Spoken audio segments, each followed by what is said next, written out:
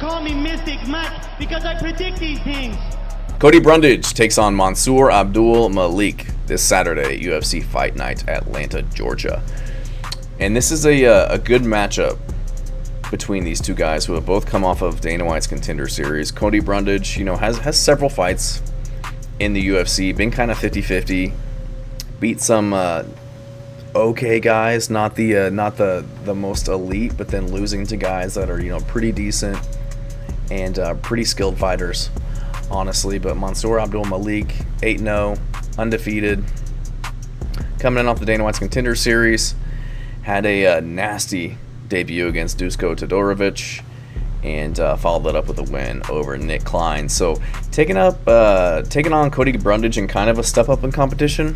Cody Brundage, good wrestler, gonna be able to really test Mansur Abdul-Malik's wrestling and takedowns.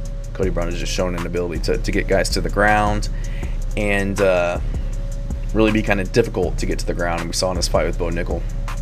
But coming off of a fight against Julian Marquez, that fight was just very frustrating. I felt like it was, pretty back and forth as long as it lasted. Julian Marquez hurt Brundage. The fight was kind of paused for a second there, and then Brundage was able to get the KO. Before that, against Abdul Razak Al Hassan, it was a no contest due to, I think it was illegal shots to the head, if I remember correctly. He did get that slam over Zach Reese, which was impressive.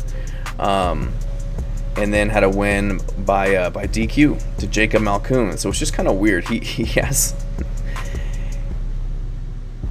a win over Jacob Malkoun by illegal strikes to the back of the head, and then has a no contest to Abdul Razak Al Hassan due to illegal strikes to the head, and then has a win over Julian Marquez because I feel like the ref stepped in and saved him. So kind of a weird career for this guy.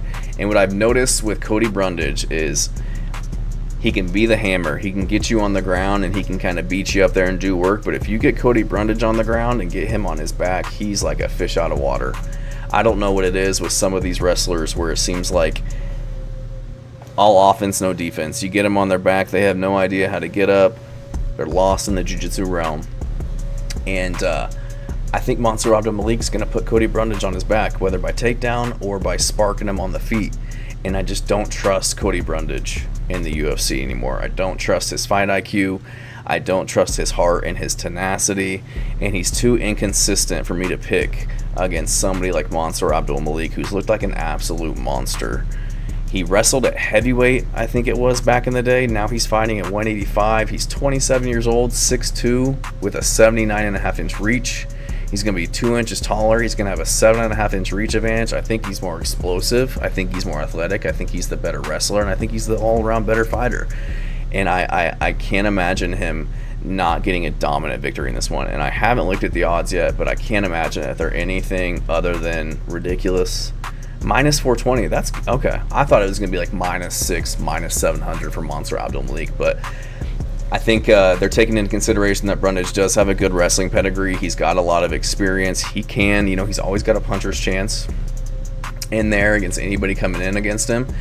And Mansur Abdul-Malik did get almost chinned against Nick Klein in his last one. He got hurt on the feet and had me very worried there for a second. So, and again, Mansur Abdul-Malik, he fought Dusko Todorovic and just kind of ran through him. But outside of that, it's like, what type of adversity or really like kind of a test has he had? We really don't know yet. We don't know how good Abdul-Malik is. He's fought some guys that aren't top tier.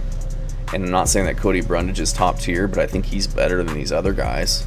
And it's going to give him a better fight than that. But I don't think he's going to have it in him to really put it in to Mansur Abdul-Malik's unbeaten streak. Cody Brundage, like I said, he's got a puncher's chance. He's got power in the feet. He's got good feints. He can catch guys as they come in. He does a good job of, feinting his takedowns and throwing strikes, or you think he's going to strike and he's shooting takedowns. He does have, he's got knockouts on his record. He's got guillotine chokes, arm triangle chokes. So he's no slouch anywhere. I don't trust him at this point. I don't trust that he has the heart and the grit to withstand what's coming his way. against Mansur Abdul-Malik. So I'm going to go with Malik to get this one done. I think he gets the finish inside the distance. Thanks.